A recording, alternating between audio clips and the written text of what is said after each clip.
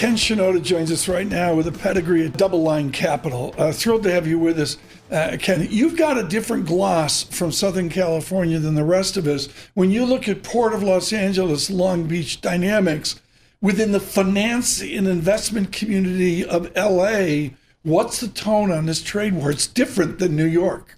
Yeah, well, you're seeing a slowdown in port activity. We saw a big pull forward of imports ahead of the tariffs, which is one of the things that led to the decline in GDP in the first quarter. And we're waiting and watching to see how the hard data now comes in. Sentiment has rolled over pretty dramatically as you look at consumer and business sentiment. And I think the market right now is just waiting and watching for what the future data holds. I'm looking at the INGO function, the Bloomberg Index browser. For fixed income, U.S. mortgage-backed securities have been the place to be this year so far to date.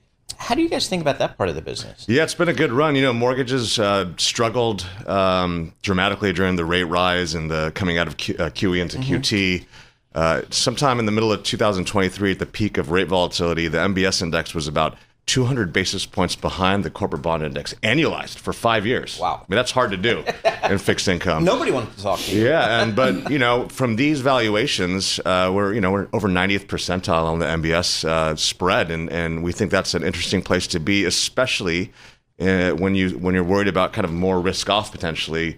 MBS tends to outperform corporate credit.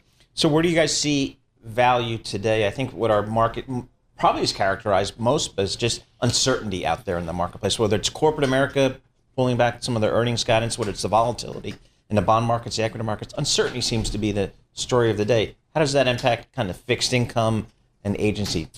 Yeah, well, fixed income finally has kind of been a stable place with the Fed, not cutting, but done hiking. It's kind of been a place of stability in portfolios. So I think people are kind of understanding the value of it.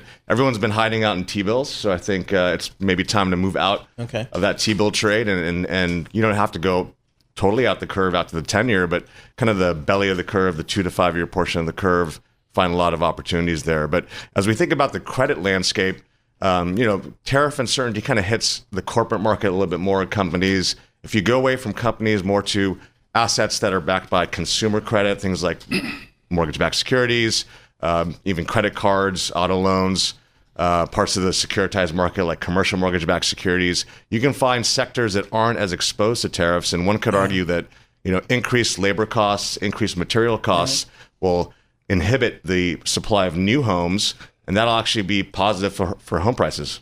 Ken Shinoda with us, thrilled that he could be with us with DoubleLine Capital, and of course it associated with the wonderful and handsome Jeffrey Gundlach. Good morning, 92.9 FM. Up in Hanover, New Hampshire, the land of Dartmouth, where Mr. Gundlach matriculated years ago.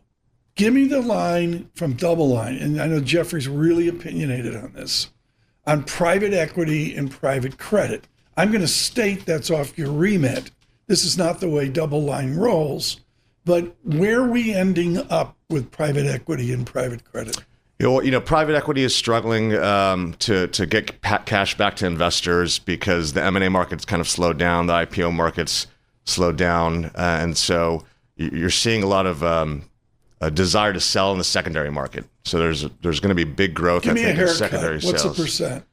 Pardon me? What's a percent of haircut that you guys observe? Oh, I think you could easily get 10, 20% discounts to the NAV on those sales. And then the private credit markets, I think one of the reasons we didn't go into recession in 2023 was that, the old school way of these cycles is the Fed hikes rates, the capital markets kind of shut down, companies can't access the credit markets, start laying people off, you go into recession.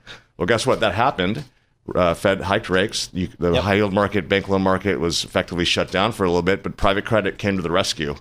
I think the challenge is going to be for investors is that we haven't really seen the credit cycle, and at some point in time there will be losses, and we'll see how investors feel about that. I'm just thinking about the mortgage-related opportunities in your business, and we haven't really seen I don't know. I haven't seen major blowups in the credit side of the mortgage business. I mean, banks haven't been taking huge write-downs. I haven't seen small banks blow out their numbers terribly because of more mortgage loans.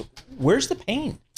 The banks healed themselves after the global financial crisis. They took, less risks. The regulators have cramped down on them. So, there's been some pain. Some banks have exposure to, commercial real estate loans. But I think we did a good job in the U.S. kind of making sure that they don't take too many risks.